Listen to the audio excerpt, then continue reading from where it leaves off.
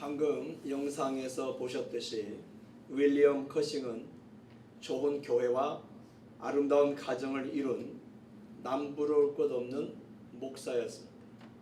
하지만 결혼 10주년이 되던 해에 뜻하지 않은 비극이 닥쳤죠. 사랑하는 아내가 원인을 알 수 없는 병으로 갑자기 세상을 떠난 겁니다. 설상가상으로 자신의 성대에 이상이 와서 더 이상 설교는 물론 목회도 할 수가 없게 되었습니다. 이렇게 절망적인 상황 가운데서 그는 어떻게 했어요? 하나님께 간절히 기도했습니다. 그때 그는 하나님의 한없는 위로를 경험하게 됩니다. 그리고 하나님께서 자신의 아내와 성대를 거두어 가신 이유를 찾았습니다. 그러던 어느 날 하나님의 감동으로 찬송시를 쓰게 되었습니다. 그는 한 번도 시를 써본 적은 없었습니다. 설교 원고는 많이 써봤지만 시를 써본 적은 없었습니다. 하지만 그가 쓴 찬송시마다 탁월한 영감과 감동이 넘쳐 흘렀습니다. 그가 쓴 찬송시 300여 편 중에 대표적인 찬송 뭐라고 했어요? 찬송가 419장 주 날개 및 내가 편안히 쉬네. 이 시는 구약성경 10편 17편 8절 나를 눈동자같이 지키시고 주의 날개 그늘 아래에 감추사 라는 말씀에서 영감을 받았다고 하죠. 초대교회는 비록 환난 때문에 흩어지긴 했지만 가는 곳마다 복음을 전했고 놀라운 부흥을 경험했습니다. 그러던 중 로마가 다스리던 대부분의 지역에 뭐가 찾아왔어요? 큰 흉년이 찾아왔다고 했죠. 그 큰 흉년으로 교회와 성도들은 재정적인 것은 물론 여러 가지로 어려운 시간들을 보내야 했습니다. 설상가상으로 유다 지역의 왕이었던 헤롯은 이 흉흉한 민심을 돌리기 위해서 교회의 사도들을 핍박하기 시작했습니다. 교회를 핍박한 거죠. 부흥의 때에 더 큰 시련이 교회 안에 사도들에게 성도들에게 찾아온 겁니다. 오늘 본문 1절과 2절을 함께 읽겠습니다. 시작. 그때 헤롯 왕이 손을 들어 교회 중에서 몇 사람을 해하려 하여 요한의 형제 야고보를 칼로 죽이니. 여기서 그때에는 그 무렵 이렇게 번역할 수 있습니다. 그 무렵 교회가 부흥하던 때, 천하에 다 흉년이 들던 때, 안디옥 교회가 예루살렘 교회를 돕던 때, 바로 그때에 그 무렵에 헤롯 왕이 사도 요한의 형제인 사도 야고보를 죽였다는 겁니다. 헤롯이 이렇게 교회 중 몇 사람을 해하려 한 이유가 뭘까요? 왜 헤롯은 교회 지도자인 이 사도들을 제일 먼저 표적으로 삼았을까요? 거기에는 정치적인 이유가 있었습니다. 유대인이 아니면서도 로마의 지원으로 왕이 된 이 헤롯은 유대인들에게 많은 미움을 받고 있었습니다. 원래 이 헤롯은 에돔 사람이에요. 에돔. 유대인이 아니었어요. 그런데 로마 황제의 지원으로 이 유다 지역의 왕이 된 거죠. 예수님 시대에 헤롯 왕이 있었죠. 예수님 태어날 때에 헤롯 왕이 있었죠. 그 헤롯 왕은 지금 오늘 본문에 나온 헤롯 왕의 할아버지. 그렇게 그 헤롯의 혈족들이 계속해서 유다 지역을 다스리고 있었어요. 그래서 이 유대인들, 히브리인들은, 이스라엘 사람들은 이 헤롯 왕을 굉장히 싫어했습니다. 그때 큰 흉년으로 민심이 더욱 흉흉해지자 헤롯은 위기를 느끼게 되었겠죠. 왜냐하면 이런 흉흉한 민심이 있다 보면 로마 황제의 귀에 들어가게 될 것이고, 그렇다면 이 지역을 잘 다스리지 못한다는 이유로 자기가 왕의 자리에서 떨려날 수도 있었을 겁니다. 그래서 위기를 느낀 거예요. 그래서 이 헤롯은 유대인들의 환심을 사기 위해서 유대인들이 싫어하는 교회, 유대인들이 싫어하는 사도들, 유대인들이 싫어하는 예수 믿는 사람들을 표적으로 삼은 겁니다. 오늘날도 그런 일들이 우리 눈에 자주 보이죠. 여당이든 야당이든 자신들에게 불리한 일이 생기면 국민들의 관심을 어떻게 해요? 다른 데로 돌리기 위해서 또 다른 더 큰 사건을 터뜨릴 때가 있습니다. 또는 국민의 환심을 사기 위해서 선심성 정책을 막 펴기도 하죠. 여기저기 막 돈을 풀어서 그 지역에 이런 것을 해주겠다, 저 지역에 이런 것을 해주겠다, 이렇게 국민의 환심을 살려고, 또 국민의 관심을 다른 데로 돌리려고 애를 쓰는 것이 정치인들입니다. 헤롯 왕의 작전은 성공했습니다. 오늘 본문 3절을 함께 읽겠습니다. 3절 시작. 유대인들이 이 일을 기뻐하는 것을 보고 베드로도 잡으려 할세 때는 무교절 기간이라. 자, 많은 유대인들은 헤롯이 사도 야고보를 죽인 것에 대해서 어떻게 했어요? 아주 기뻐. 그러자 이 헤롯 왕은 그 여세를 몰아서 교회의 핵심 인물인 사도 베드로마저 잡아서 죽이려 한 겁니다. 이렇게 헤롯은 잔인하고 교만하고 비겁한 사람이었습니다. 그는 자기 자리가 불안해지자 사람들의 기분을 맞추기 위해서 악한 짓을 서슴지 않았습니다. 사랑하는 성도 여러분, 권력은 힘입니다. 재력도 힘입니다. 지혜도 힘입니다. 높은 신분도 힘입니다. 그런 힘들은 다른 사람을 누르라고 주어진 게 아닌 것을 믿으시길 바랍니다. 많은 힘을 주신 것은, 사람들에게 힘을 주신 것은 다른 사람을 잘 섬기라고 주어진 것인 것을 믿으시길 바랍니다. 그러므로 우리는 우리나라의 권력자들이 왜 자신들에게 힘이 주어졌는지를 깨닫게 해달라고 하나님께 기도합시다. 그들이 자신들에게 있는 힘을 올바르게 국민을 위해서 사용하도록 기도합시다. 대통령과 청와대 참모들을 위해서 기도합시다. 국무총리를 비롯한 장차관들을 위해서 기도합시다. 국회의원들을 위해서 기도합시다. 판사들을 위해서 기도합시다. 힘 있는 모든 사람을 위해서 기도하는 저와 여러분 되시기를 주님의 이름으로 축원합니다. 그들이 하나님을 두려워하고 국민을 위해서 제대로 된 정책들을 펼치고 올바른 정치를 하고 정의와 공평을 이루고 섬기며 나누는 힘을 사용할 수 있도록 기도하는 저와 여러분들 되시기를 바랍니다. 특히 힘의 자리에 있는, 권력의 자리에 있는, 재력의 자리에 있는, 지혜의 자리에 있는, 높은 신분의 자리에 있는 힘 있는 자칭 그리스도인들이라고 하는 그 사람들이 진짜 그리스도인으로 살 수 있도록 저와 여러분들이 간절히 하나님 앞에 기도할 수 있기를 바랍니다. 저와 여러분도 마찬가지입니다. 헤롯처럼 사람들의 눈치나 살피는 부끄러운 열정보다는 사도 야고보처럼 순교를 각오하는 신앙의 거룩한 열정으로 살 수 있게 해달라고 하나님께 기도하는 저와 여러분 되시기를 바랍니다. 우리에게 힘이 주어졌을 때, 저와 여러분에게 힘이 주어졌을 때에 그 힘을 주신 하나님 앞에 감사할 뿐만이 아니라 그 힘을 주신 하나님의 뜻을 알고 바르게 사용할 수 있는 우리가 될 수 있도록 기도할 수 있기를 바랍니다. 사도 바울은 성령의 감동을 받아서 이렇게 기록했습니다. 신약성경 갈라디아서 1장 10절을 쉬운 성경으로 함께 읽겠습니다. 시작.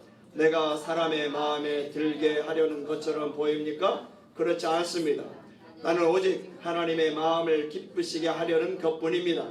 내가 사람을 기쁘게 하려고 한다면 나는 그리스도의 종이라고 할 수 없습니다. 이 사도 바울의 신앙, 사도 바울의 마음은 어디에 있었어요? 하나님께 있었어요. 그의 삶은 사람들의 마음에 들게 하는 그런 사역이 아니었어요. 사람들의 눈치나 살피는 사역이 아니었어요. 사람들만 기쁘게 하는 그런 사역이 아니었어요. 하나님을 기쁘시게 하기 위한 그런 삶과 신앙을 사도 바울은 소유했다고. 왜냐하면 내가 사람의 종이 아니라 그리스도의 종이기 때문이라고 고백하고 있는 겁니다. 저와 여러분도 이런 고백이 있기를 주님의 이름으로 축원합니다. 헤롯의 부끄러운 열정은 광기로 나타났습니다. 광기는 뭐예요? 비이성적인 미친 증세를 말합니다. 비이성적인 증세, 그런 미친 증세를 광기라고 하죠. 이런 헤롯의 부끄러운 열정이 그런 광기로 나타났다는 겁니다. 헤롯의 그 광기로 사도 베드로가 잡혀서 옥에 갇혔습니다. 교회에 위기가 닥쳤습니다. 성도들의 큰 환난이 예상되었습니다. 그때 교회 성도들은 어떻게 했습니까? 오늘 본문 4절과 5절을 함께 읽겠습니다. 시작. 잡음에 옥에 가두어 군인 내식인 내 폐에게 맡겨 지키고 6월절 후에 백성 앞에 끌어내고자 하더라. 이에 베드로는 옥에 갇혔고 교회는 그를 위하여 간절히 하나님께 기도하더라. 아멘. 사도 베드로가 잡혀가고 교회에 큰 위기가 닥쳤을 때에 성도들은 베드로를 위해서 무릎을 꿇고 하나님 앞에 간절히 기도했다고 말씀하고 있습니다. 성도들은 그런 위기가 닥쳤을 때에, 자신들에게 어려움이 있게 되었을 때에 폭력 시위를 하지 않았습니다. 가짜 뉴스를 만들어내지도 않았습니다. 언론 플레이를 하지도 않았습니다. 사람들이 시위에 나서도록 선동하지도 않았습니다. 그들은 자신들의 약함을 잘 알고 있었습니다.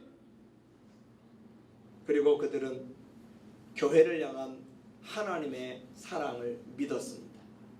약속을 지키시는 하나님의 신실하심을 믿었습니다. 기적을 베푸시는 하나님의 능력을 믿었습니다. 그래서 그들은 하나님께 기도했던 겁니다. 하나님께 도움을 요청했던 겁니다. 호사다마라는 말이 있죠. 호사다마. 무슨 뜻이에요?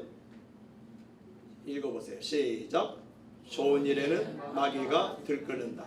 좋은 일에는 방해가 많다.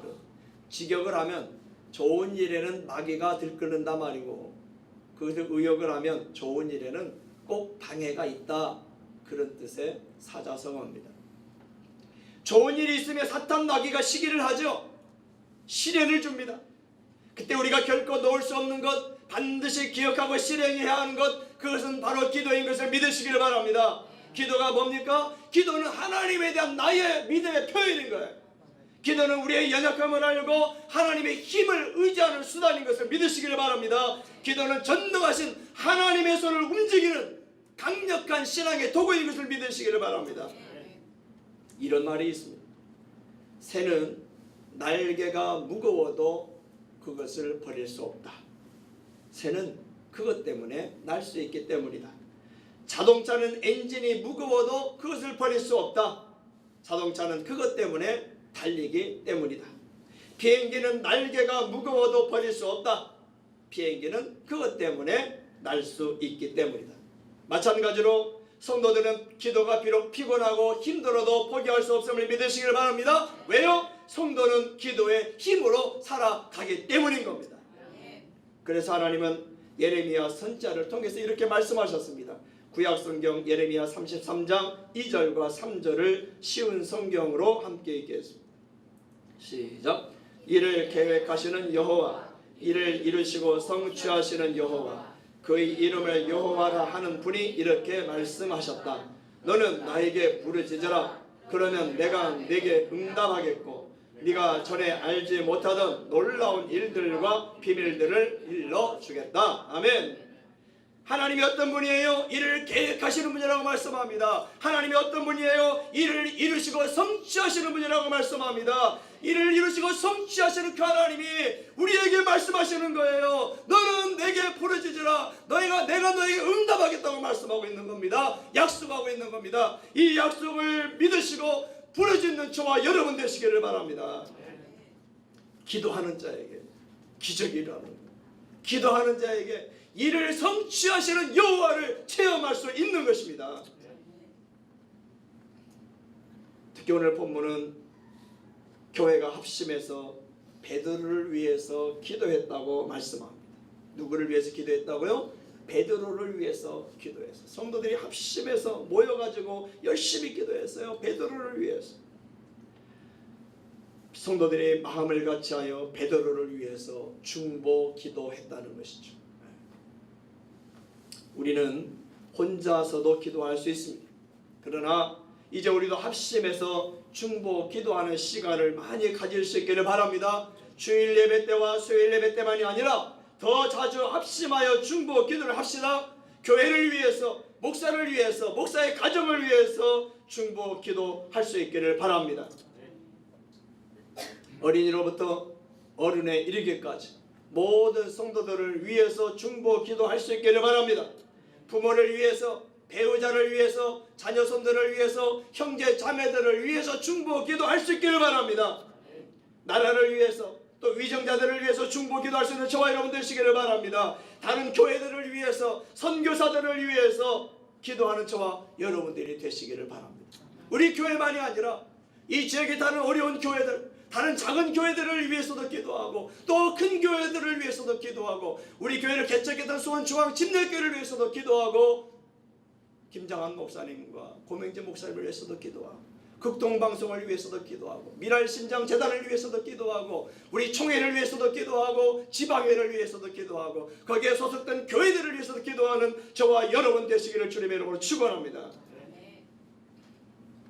또 하나 우리가 지금 합심해서 기도해야 할 제목이 있습니다. 중보기도는 아니지만 저와 여러분 모두가 합심해서 기도해야 할 것이 있습니다. 그것은 바로 성전 건축을 위한 기도입니다. 우리가 성전 건축을 하려는 데는 분명한 목적과 이유가 있습니다. 그러나 우리 힘만으로는 어렵습니다. 저와 여러분은 무력합니다. 저와 여러분은 연약합니다. 저와 여러분은 가진 것이 없습니다. 우리는 많은 것이 부족합니다. 그래서 우리는 전능하신 하나님께 합심해서 기도하자는 겁니다. 기도할 때마다 성전 건축을 위해서 기도하자는 겁니다. 아멘. 하나님은 합심해서 기도하는 자들에게 기적을 일으켜 주시는 분인 줄로 믿습니다. 신약성경 마태복음 18장 19절 20절에서 예수님께서 이렇게 말씀하셨습니다. 함께 읽겠습니다. 마태복음 18장 19, 20절 시작. 진실로 다시 너희에게 이르노니 너희 중에 두 사람이 땅에서 합심하여 무엇이든지 구하면 하늘에 계신 내 아버지께서 그들을 위하여 이루게 하시리라. 두세 사람이 내 이름으로 모인 곳에는 나도 그들 중에 있느니라. 아멘. 진실로 다시 내가 너희에게 이른다. 너희 중에 두 사람이 땅에서 합심하여 무엇이든지 구하면, 합심하여 기도하면 하늘에 계신 내 아버지께서 이루어 주신다. 아멘. 믿으시기를 바랍니다. 예수님이 분명히 또 약속하시잖아요. 두세 사람이 내 이름을 모인 그곳에 내가 그들 중에 함께 있겠다고 말씀하셨습니다. 이곳에 주님이 함께 하심을 믿으시기를 바랍니다. 저와 여러분이 단순히 두 사람이 기도할지라도, 엄마와 딸이 기도할지라도, 아빠와 아들이 기도할지라도, 형제간에 기도할지라도 그곳에 주님이 계시고 주님의 응답하심이 있음을 믿으시기를 바랍니다. 그래서 가정에서도 합심해서 기도하고, 교회에서도 합심해서 기도하고, 여러분의 일터에서도 믿는 사람들이 있다면 그들과 함께 합심해서 기도하는 시간을 가지시길 바랍니다. 학교에서도 믿는 학생들끼리 함께 모여서 기도하는 시간을 가지시길 바랍니다. 이런 기도를 위해서 이런 기도 제목으로 좀 기도해달라. 함께 그렇게 기도해서 하나님의 기적을, 하나님의 응답을 체험하는 올 한 해, 그래서 올 연말에 간증 있는 저와 여러분 되시기를 주님의 이름으로 축원합니다. 두세 사람이 내 이름으로 모인 곳에 나도 그들 중에 있고, 두세 사람이 합심해서 기도한 무엇이든지 하나님께 이루어 주신다는 그 말씀대로 오늘 본문에 보니까 정말 기적이 일어났습니다. 베드로가 감옥에서 나오게 되고, 아주 신비스러운 방법으로, 기적적인 방법으로 하나님께서 베드로를 감옥에서 꺼내 주셨습니다. 오늘 본문 7절과 10절 두 구절을 함께 읽겠습니다. 시작. 호련히 주의 사자가 나타나매 옥중에 광채가 빛나며 또 베드로의 옆구리를 쳐 깨워 이르되 급히 일어나라 하니 쇠사슬이 그 손에서 벗어지다. 이에 첫째와 둘째 파수를 지나 시내로 통한 쇠문에 이르니 문이 저절로 열리는지라. 나와서 한 거리를 지나매 천사가 곧 떠나더라. 할렐루야. 갑자기 감옥에 광채가 비쳤어요. 천사가 나타난 거예요. 근데 거기에 그때 베드로가 뭐하고 있었어요? 잠을 자고 있었어요. 그러니까 천사가 베드로 옆구리를 발로 차면서 야 일어나! 야 지금 어릴 때 자고 있어. 빨리 일어나. 나가자. 그리고 파수꾼들이 하나 둘 셋 겹겹이 지키고 있는데 거기를 그냥 천사가 베드로를 데리고 나간 거예요. 감옥문이 열린 거예요. 파수꾼들이 그 베드로를 보질 못했어요.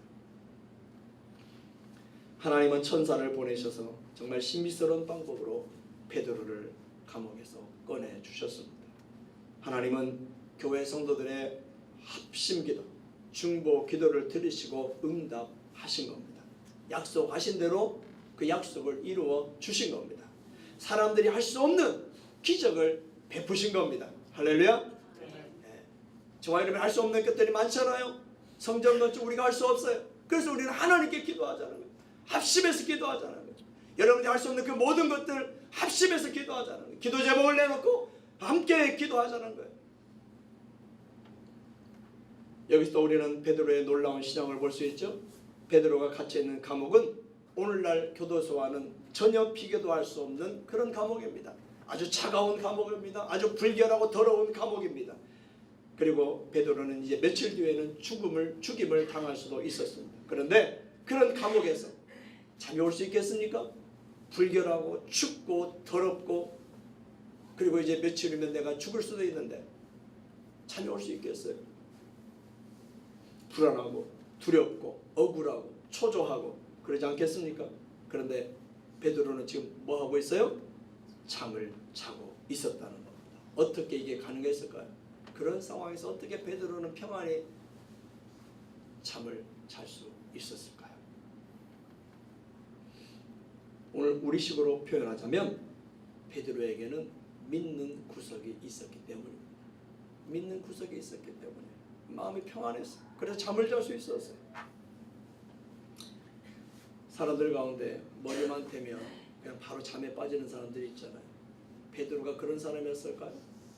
그렇지 않았어요. 아무리 머리만 기대도 잠을 잘 수 있었던 사람일지라도 그런 상황에서 베드로가 감옥 안에 평안히 누워 잠을 잘 수는 없었습니다. 근데 그렇게 잠을 잘 수 있었던 것은 그에게 믿는 구석이 있었는데, 그 믿는 구석이란 바로 부활하신 예수 그리스도이십니다. 베드로는 죽음에서 다시 예수님을 만나기 전까지 열정은 강했지만 믿음이 별로였습니다. 그러나 죽음에서 다시 사신 예수님을 만난 이후에는 그의 믿음이 누구보다도 굳건해졌습니다. 예수님께서 자기와 함께 하신다는 믿음이 있었습니다. 자기가 죽든 살든 그것은 예수님의 뜻이라는 믿음이 있었습니다. 그래서 그는 평안해서 잠을 잘 수 있었습니다. 그렇습니다. 주님이 언제 어디서나 저와 여러분과 함께 하신다는 것을 믿으시기를 바랍니다. 주님을 의지하시기를 바랍니다. 그러니까 시련을 이기고 평안을 누리시기를 주님의 이름으로 축원합니다. 사랑하는 성도 여러분, 사탄이 헤롯의 광기를 건드렸습니다. 그러자 헤롯의 광기는 교회를 향했습니다. 교회는 시련이 찾아왔습니다. 그 모든 시련을 이기는 길이 기도인 것을 교회는 알았기에 그들은 합심해서 기도를 했습니다. 그리고 이 시련을 이기는 길은 믿음이라는 것을 베드로가 알았기에 그는 주님을 의지하고 평안히 감옥에서 누워 잘 수 있었습니다. 기도와 믿음으로 우리 교회가, 저와 여러분이 하나님의 기적을 체험할 수 있기를 주님의 이름으로 축원합니다. 기도하겠습니다.